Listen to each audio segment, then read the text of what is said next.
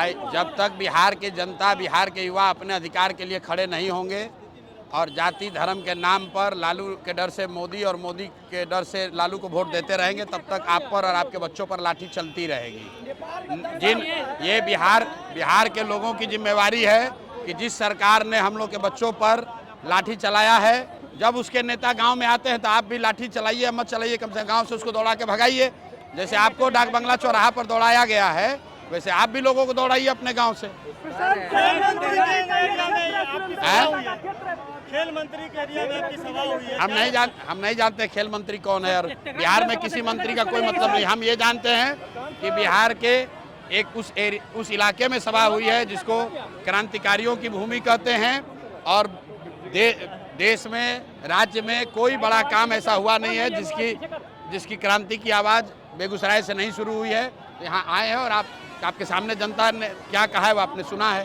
प्रशांत, कहा जा रहा है राजद वाले कह रहे हैं कि शायद मंगल पांडे और सबको आपने माफ कर दिया। मंगल पांडे और सबको आपने शायद माफ कर दिया। प्रशांत किशोर को कोई यहाँ पर हमारे ईमान को खरीद सके इतना पैसा किसी के पास बिहार में है नहीं। और हमने ये पहले कहा है कि हम पुलिस नहीं हैं, जन स्वराज की व्यवस्था बनेगी तो 100 सबसे भ्रष्ट नेता और अफसर, छोटे नेता नहीं, 100 बड़े भ्रष्ट नेता और अफसर, उनको चिन्हित किया हुआ है, उनको पकड़ेंगे भी, और उनके आने वाली पीढ़ी से बिहार से लूटे हुए पैसे का हिसाब भी किया जाएगा।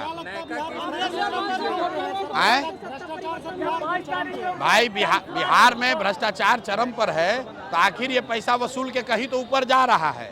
तो नीतीश कुमार तो पैसा नहीं ले रहे हैं, नीतीश कुमार व्यक्तिगत तौर पर चोर नहीं है, लेकिन उनके इर्द गिर्द के जितने मंत्री और अफसर हैं, एक से बढ़कर एक भ्रष्ट है। हमने कुछ लोगों का कच्चा चिट्ठा प्रेस के सामने रखा भी था। सबको मालूम है कि ये 4-5 मंत्री और 4-5 अधिकारी किस तरह बिहार की जनता को लूट रहे हैं। इतना लूट रहा है कि हमारी खबर के मुताबिक इनमें से कई लोगों ने ऑस्ट्रेलिया, इंग्लैंड और साउथ अफ्रीका में घर और प्रॉपर्टी खरीदा है। बताइए, बिहार के लोग खाए बगैर मर रहे हैं, गरीबी में जी रहे हैं, और यहाँ से लूट के पैसे से ऑस्ट्रेलिया में, इंग्लैंड में घर खरीद रहा है।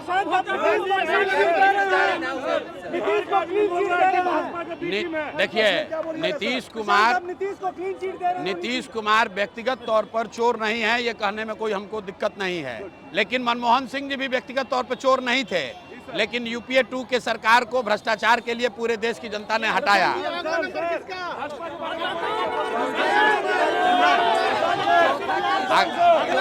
अगला नंबर,